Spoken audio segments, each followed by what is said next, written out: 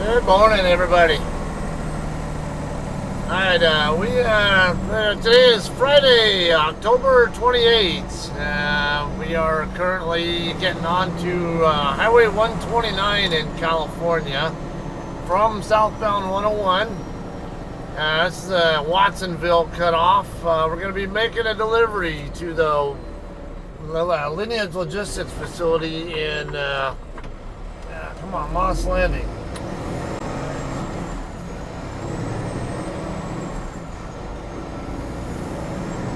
Now, Moss Landing is actually just shy of, or just south of Watsonville.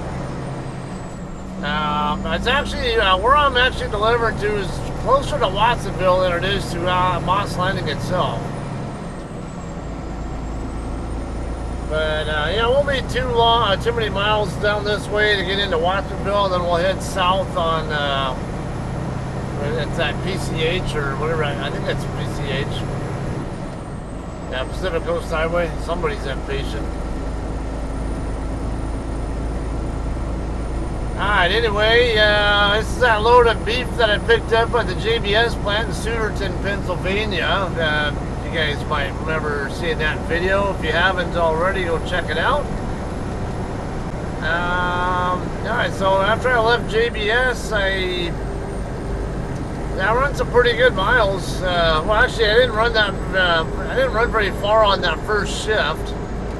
Yeah, because all the delay there, and I was trying to keep myself on my preferred sleep-awake cycle. Yeah, since I had an opportunity to anyway. So I only made it to Mifflinville, Pennsylvania after I picked the load up. That was only about 100 miles or so.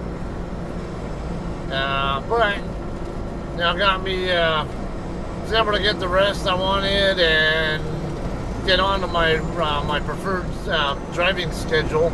You know, driving in the evening and into the early morning hours. From there, though, I was running some pretty good hard miles. Where did I stop from there? I went from Mifflinville to Morris, Illinois on the next shift, and I think that was 640 some odd miles. A decent shift. Or was it even more than that? I can't remember. Then I ran from there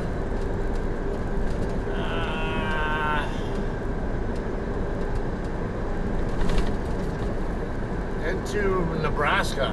Oh yeah, Lexington, Nebraska. Nice high beams. Yeah, it ended up a good opportunity. I could have made it out to North Platte. I had the clock to reach North Platte with, but I wanted to get my hair cut and have Chinese food there at the Chinese restaurant by Walmart in Lexington, and then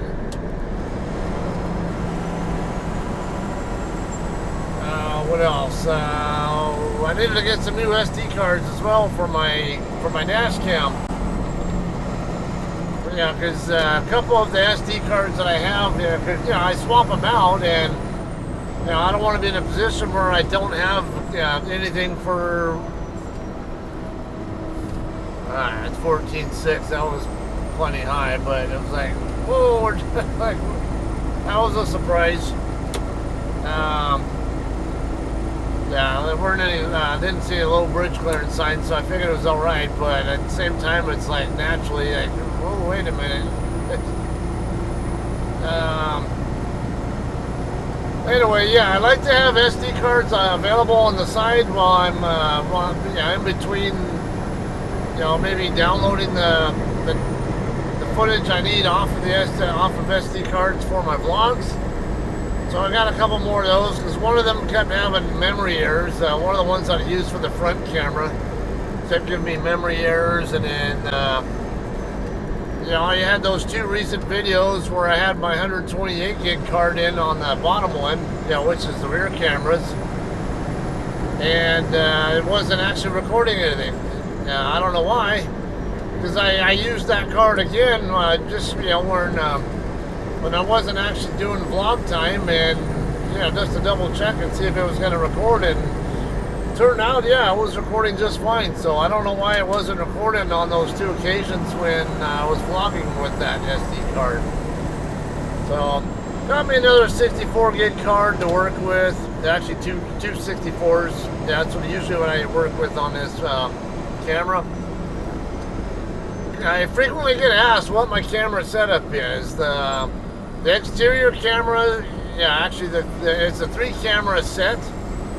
And it's called Eagle Eye 4. I got that from Falcon Electronics, in case you guys are wondering. Yeah, it uses 2 different SD cards, one for the front camera and one for the rears. You can actually add a 4th camera, yeah, a 4th exterior camera, or a 3rd exterior, whatever, or a 4th total camera. And if you do that, the 4th camera runs off the same SD card that the front camera uses.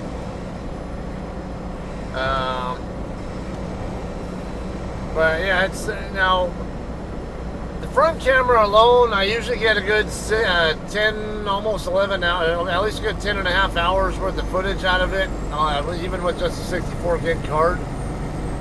But the rear camera is on the same size card.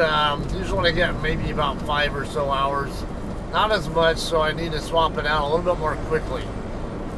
Now 128s would be great, but because I do, yeah, obviously I'm transferring a lot more footage, and I don't want to use wireless technology to transfer directly from the camera over to my tablet. So I'd much rather be in a I'd much rather take the SD cards out of the camera and physically put them inside my tablet, because I can transfer the data way faster by doing it that way. I mean, like, it's a considerable amount of time quicker by transferring them straight through the micro SD card into the tablet than to do it by any wireless protocol, like Wi-Fi or Bluetooth or whatever. But Bluetooth isn't good for data. It's more for input devices, really. The audio only, or for like keyboards and mice and kind of stuff. But anyway, yeah, it's that was one of the reasons why I wanted to stop there. Yeah, so I was able to get all that knocked out. Then that next shift, I was going to end up in Wyoming, and I was expecting it to snow in Wyoming on both Tuesday and Wednesday, but as I got into, as I started that shift when I was leaving Lexington, forecast showed that, or actually the weather conditions and the road conditions look really good in Wyoming. Dry all the way across on Wyoming roads. And wasn't any precipitation at all, except, it was showing that about 10 a.m. Elk Mountain was going to get hit by, was going to start getting hit by snow on Wednesday. And then the whole rest of the state was going to get hit after Elk Mountain had already started to get hit. But now I ended up stopping for a 30-minute break there, I think in Laramie. Yeah,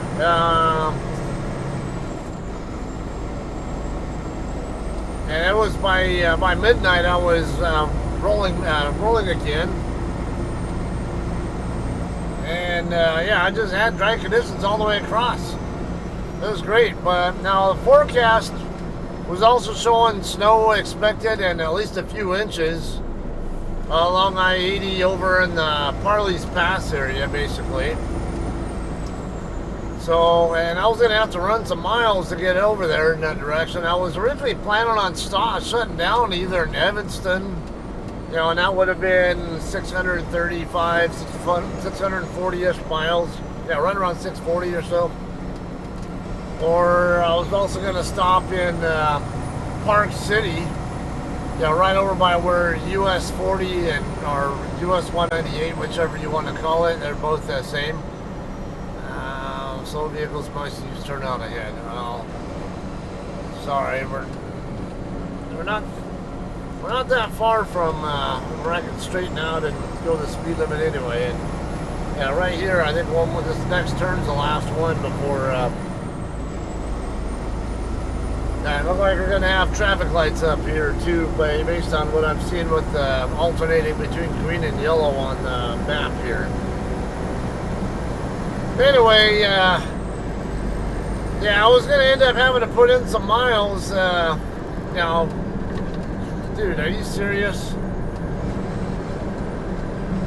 Yeah, that was pretty fucking smart.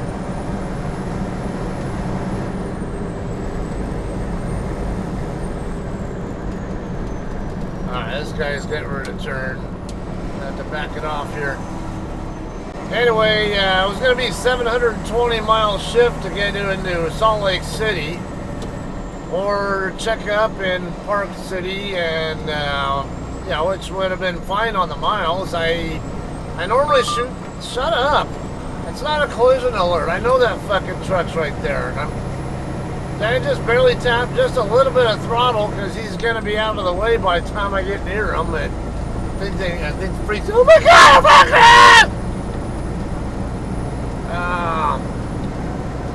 Anyway, yeah, I don't normally run 700 plus.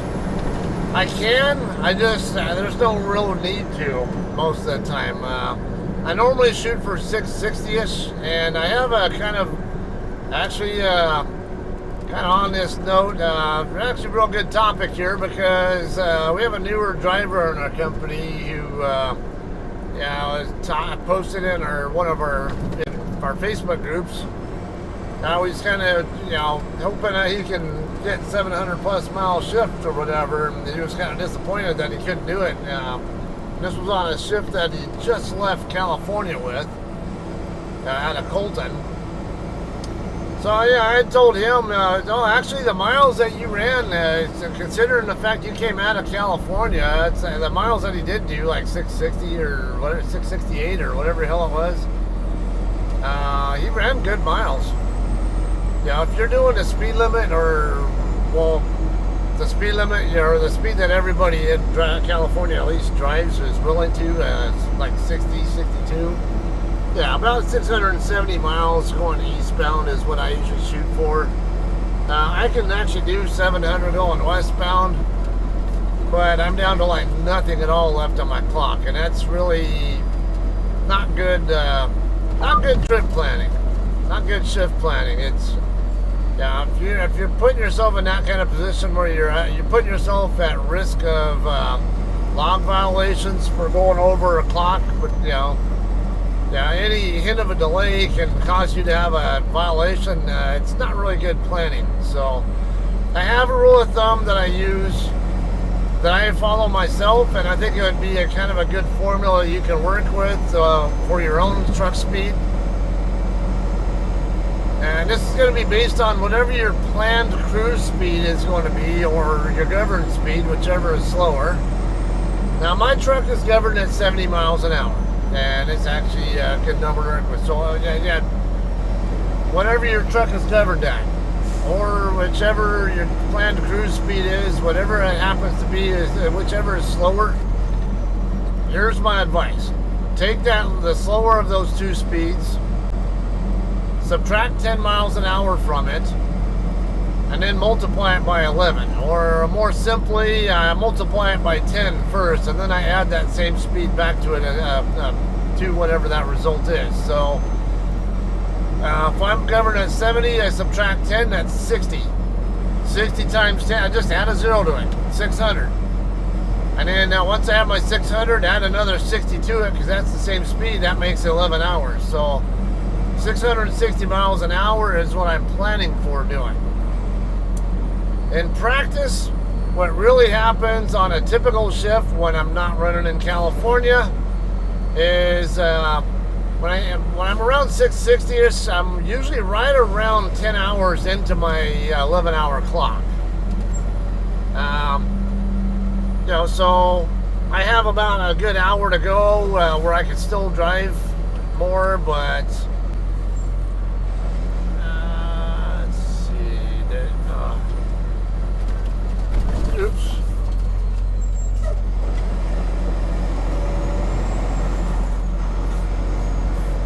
Didn't look like there was much of an island there, but alright. Yeah, I need to stay on 129.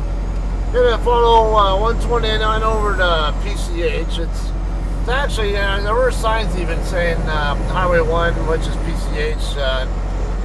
It follows 129. I had to double check where I was at in relation to it on the map. Now we're gonna have to go right through Watsonville though in a second. Alright, speed limit dropping to 45 here. Alright, anyway, going back to what I was talking about there though. So I usually plan for 660-ish. Like I said, I have an hour usually to work with, run beyond that, but it's not a good practice to do. So, but in this particular case, running to over to Park City, I was either alright, go ahead and park there, and then run in the afternoon and get snowed on and have to go through Parley's Pass, 25 zone ahead. And run through Parley's Pass in snowy conditions, possibly, or run harder, get all the way into Salt Lake City while the weather conditions were still good, road conditions were all still good, and do a 720-mile shift because I had just enough clock to get there. I ended up going to the Loves, and which is on I-80, right, just a hair west of I-15.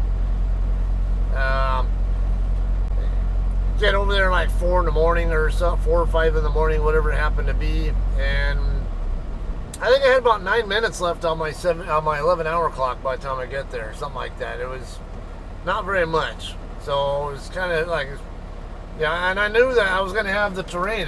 You got the in between Echo Junction and Park City.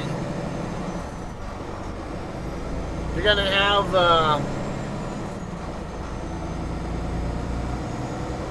kind of weird intersection there. The way that car started to inch forward a little bit, it started to make me wonder about it too. But anyway, in between there, I think it's the 155 to the 150 mile marker on I-80. There's some more curvy area where truck speed limit is 55 miles an hour. There are even some curves that are slower than that, like 50 or whatever. So I knew I was going to get slowed down by that. I knew I was going to also get slowed down by Parley's Pass as well if I ran across. Watch for pedestrians in that crosswalk. But I was happy I ended up making it there and ended up in dry conditions all the way there. And as it was when I left Salt Lake City. Nope, not the run. I need to keep going. Alright, I see a truck route sign. Looks like in all directions. Straight ahead or in both directions from that next light up. Not this light, but the next one. But anyway, it's when I was leaving Salt Lake City, actually before I got ready to roll, I was actually getting sleeted on. And then I looked over to the Wasatch Mountains over there to the west, to the east of Salt Lake City, and I could tell they had gotten a dusting of snow on them. It wasn't a lot, but it was enough to definitely notice it. It got a pretty good distance down the mountain. Not all the way down into Salt Lake City, but you could tell it had stuck more than halfway down the mountain. Alright, to Highway 1 straight ahead. The Highway 1 is where our customer's off of. It's actually going to take a little bit longer to get over here, and I kind of expected it might be a little bit here, but as long as I got something to talk about, I guess, and it's something useful for you guys. Come on, go. I'm trying to leave that car room because I knew they were going to need it, possibly, so. Alright, not too far away from where we're going to make our left turn on Southbound PCH.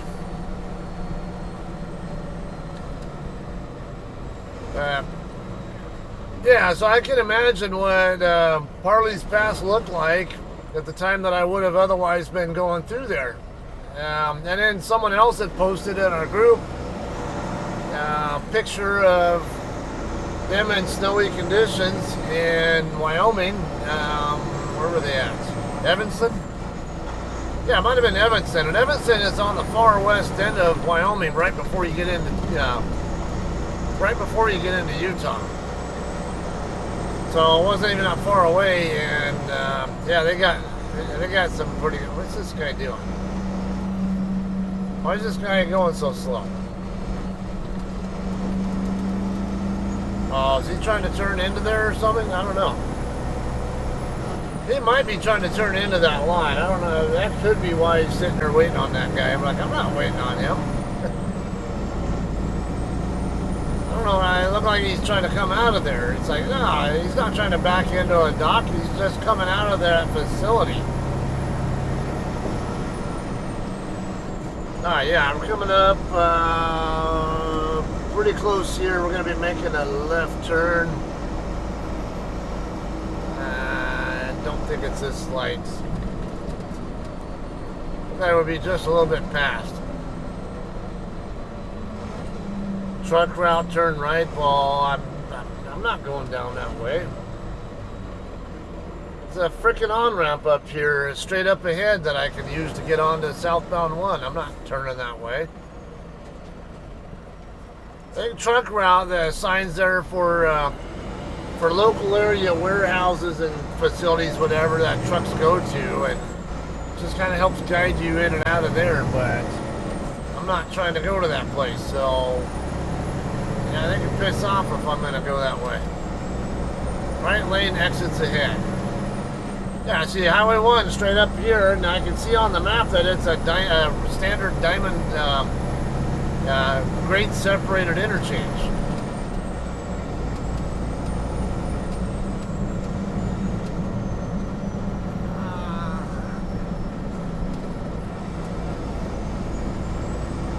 That's just northbound only, right? Yeah. Kind of had me confused when it said Highway 1 but didn't specify direction, so had me wondering if I needed to go that way for both. Oh no, this is actually a cloverleaf here to get on the southbound side. Okay. Yeah, it's not going to take long at all to get from here to the receiver.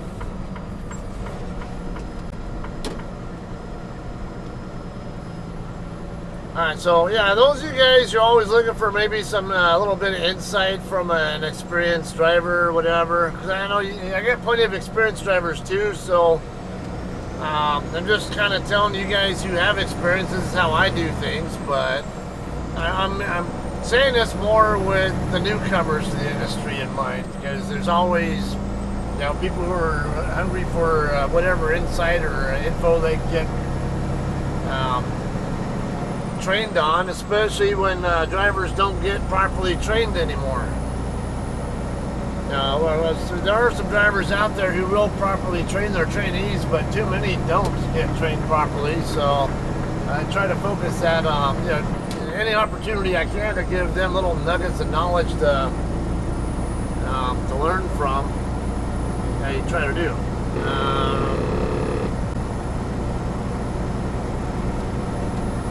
Figure out if the road just splits or if I need to use an exit, or kind of looks like an exit, but I've been there to this customer before. I don't know if I have any video footage of it. I've only been to there one time, but the last time I came here, I came from the south. I came up through Salinas and Castroville, so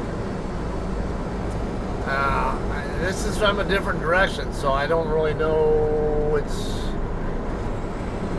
It kind of looks like there's an off-ramp there, but because I know there's like a frontage road that I'm going to end up using. Yeah, it looks like it should be this Salinas Road. I'm going to go ahead and use it. Yeah. See? I hope I'm on the right part of it. It's hard to see which. Yeah, it looks like I'm splitting off in the right way.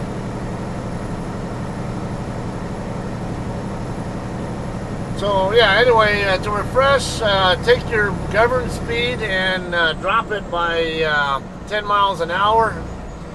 Multiply it by 11, and whatever that number is what you should plan on running on a typical shift. Yeah, I usually say give or take about 20 miles in either direction. Whatever that's so for 660 for me, I might go 640 to 680. Anything in that range that is to my liking, where I want to park, is where I will go. All right, right up here on this. Gonna make the right turn into this little street right here, Hilltop Road. You got the Lineage sign right here. I don't remember if you can park overnight here. I don't clearly recall. That's why I didn't end up coming here earlier.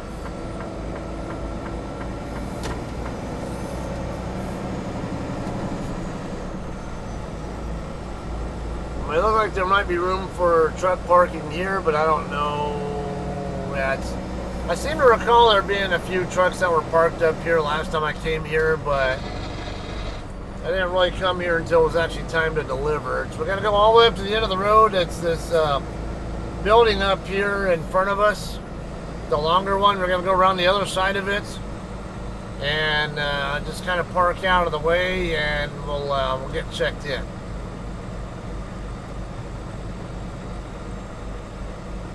There aren't any trucks here at all. Silver Bay Seafoods.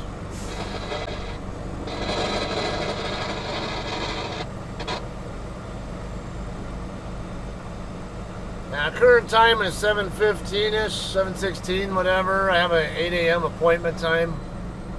Hopefully they're open right now. I don't know. They might not open until 8 o'clock, but we'll find out here. It's, even if they aren't. Okay,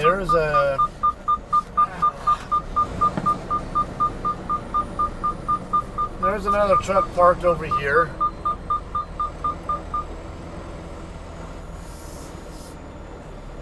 All drivers, all right, stop. All right, so yeah, right over here on the left, you got those stairs right there. That's where you'll take your bills up to check in. Last time I came here, I ended up having to park inside, like where this guy's at, or kind of more up ahead, up in front of where the office is at, and wait. And I think it took a good couple hours after I got here by the time I actually got to dock in. So anyway, I'm gonna go ahead and check in here, and hopefully we'll see how quickly we get a dock door.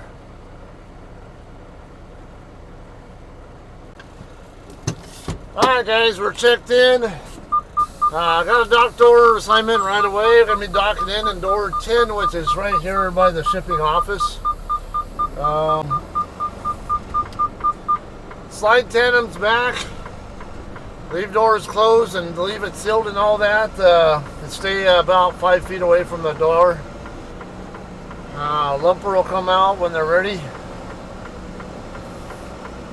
Normally I would have already slid my tandems, but I was in a turn, so guys, I know there's like different schools of thought on that. Some people prefer to, no matter what, not slide the tandems back until they're already in front of their door.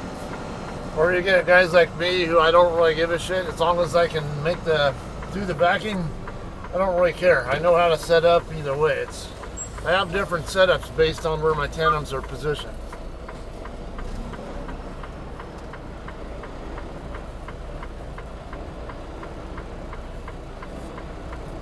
Tell what door I'm lining up with there. I think I'm halfway between door 9 and 10 now. Oh, we're good now. I was originally tracking toward door 9 though.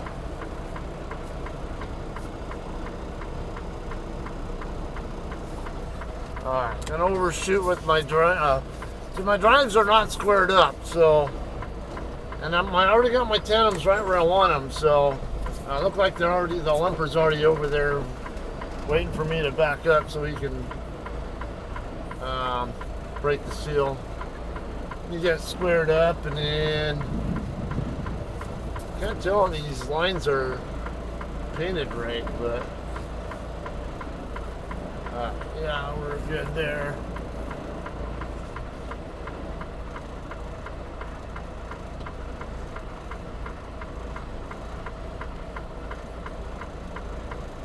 Good. Alright, yeah. Alright, I'm gonna get my tandem slid and all that. Alright, so last time I came here though was definitely a delay. Both getting to a dock door and actually spending time in the door. Gotta get the pins to unlock. Let me back up because the pins are bound up. There we go. Now I can slide them. Oh, trying to be gentle. There we go. Yeah, I always want to be gentle when you're sliding tandems. You don't want to slam into the stops because you can actually rip the landing. Yeah, you can actually rip the tandems completely off the trailer. There we go. Now you can hear the pins lock. You probably heard it yourselves.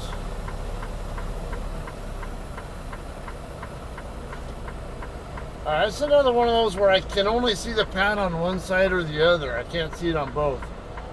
Look like I'm lined up pretty perfectly with the one on this side, so I'll just keep it there. I can't see the one on my driver's side. Oh.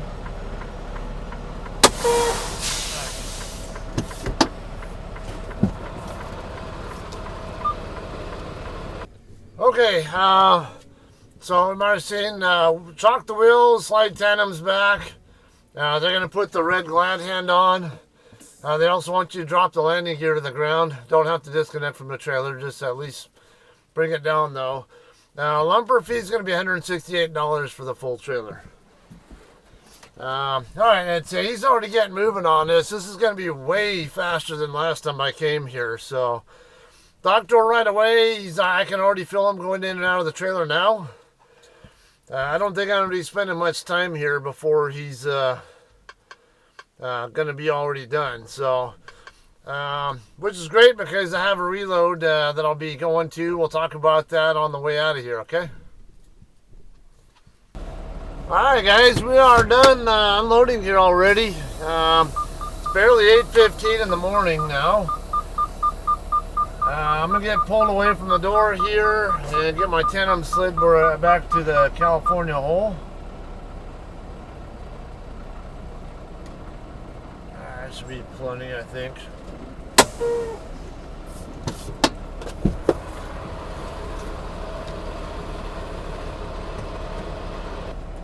Alright, I got the slide tool in place now. We'll back up till we hit it.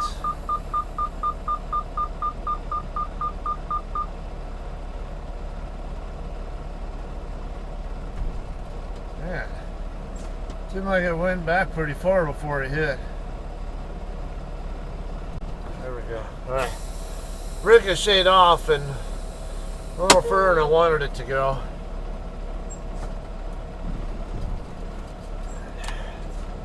Alright, now we're good.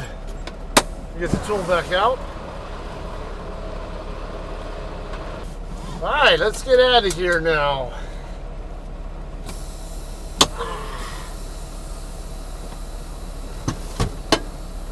Okay, so I docked in, what, 7:35-ish or 7:30, or I don't even remember. 7:40?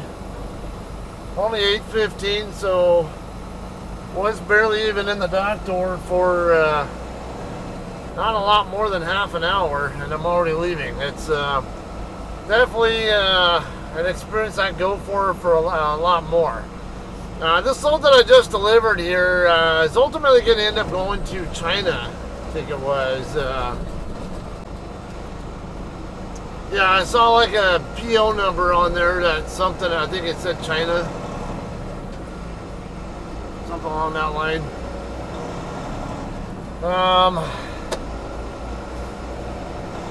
So yeah, it's I guess I don't know if it's just gonna get stored here for a while and then I guess it should be safe to say it'll eventually end up in a container and get put on a ship going across the pond. So From here, though, we're going to be heading to Fresno to pick up our next load. This is going to be a customer I've never been to. I don't know the address, but when I searched for the customer on Google, I found like 3 different addresses. I don't know which particular address is the one I'm going to. The one I think on Hamilton or whatever that street was, east of the 99 freeway. It's one I just kind of threw in there just as an idea to give me what's the ideal way to get over there and how many miles is it going to be, and it'd be about a 160 mile trip. And we end up coming back up here up into Watsonville again. I could also go south down to Castroville and take highway. What's the other highway? I don't remember the highway number. It goes across. Now, before you get in, like right there at the bottom, at the south end of Castroville, you can head over to the east. That'll take you over to highway to the 101, but I don't remember the highway number. It could be 156. I don't know, but because 156 is the one I'm gonna want to take over in Hollister. Alright, so I'm going to take 129 again from, come back up here to Watsonville, take 129 back to the east from over toward where we started this video from. And get on 101 south. Hang on, there's this car coming. He's probably going to turn to, yeah, look like he is turning. Oh,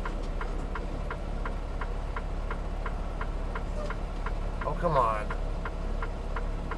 Are we going to play this game every time there's an opening, someone new comes up the hill in the view? Alright, I hate that when that happens. It's, even though it was only 2 cars this time, but it was like, makes you worry that if it's going to end up like that.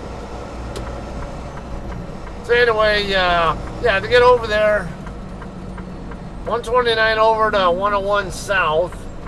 Won't be on 101 very long, just a very short distance, and then we'll get on 156 eastbound. That'll run me over into 152, over on the east end of Gilroy. There's a good spot to stop over there. Casa de Fruta Parkway there's they got truck parking over there, and yeah, a good place to hang out. And shit, this guy is. Well, if he's going to check up, I'm going to go ahead and speed up there. He didn't have to check up. I guess I'll give him a thank you flash anyway, though.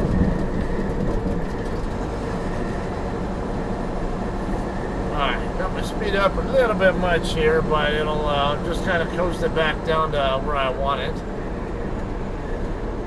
But anyway, yeah, 152, I'm going to take all the way across through Los Baños and across to Highway 99, and then we'll head south on 99 from there until we get to Fresno.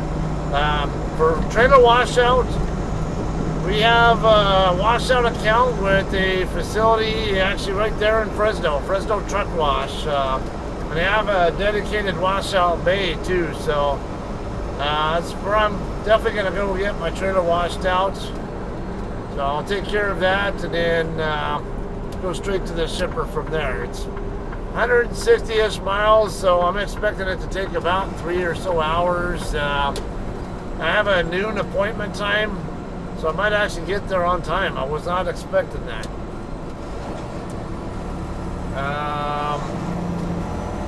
Or if I do show up a little bit late because I need to get washed out, whatever, it won't be by very long. So that's definitely a plus. Seriously, last time I came here to this receiver, it took a lot longer took longer than that just to even get in the dock door, let alone get unloaded. So I was like thoroughly impressed with how this went. Now you might have noticed that my windshield wiper just went on for no real good reason. So this truck, the wiper, the intermittent setting, the first intermittent setting above off, it's actually sensitive. It'll actually do its own wipe speed based on what it's detecting. In fact, like I forgot to turn it off, and it's at one of the truck stops recently, and I was trying to manually wash my windows with the squeegee, and all of a sudden the thing started sweeping on me. I'm like, whoa, this isn't good. I had to go back in here to turn the switch off so I could clean my windows without it interfering with me. Wow, it was kind of funny, actually. Yeah, it accelerates. You know, like if I'm getting poured on, it'll sweep really super fast on its own, and then. Attention, a new important message has arrived. Attention, a new important message has arrived. I'm getting caught behind this fucking tractor, dude. I don't care if you don't like it. Anyway. Yeah, I'm not gonna drag this on for you guys. I just figured I'd let you know what's going on there. Kind of that way, if you're, especially if you're a JCT driver and you're going to be reloading. Yeah, if say you pick up and how you deliver in Moss Landing, and perhaps are on your way over to the Fresno area, you kind of know the way I'm gonna go now. That said, though. We don't want this video being too long, and we got more we can always do and talk about in a separate video of picking up in Fresno, okay? So, with that said, I will bid you all farewell, and probably a day after you see this video, you'll see another video of me picking up at the customer in Fresno. I don't remember the name of them, so... we'll talk about that when we actually do that video for you, okay? Until then, you all have a great day, and we'll see you then.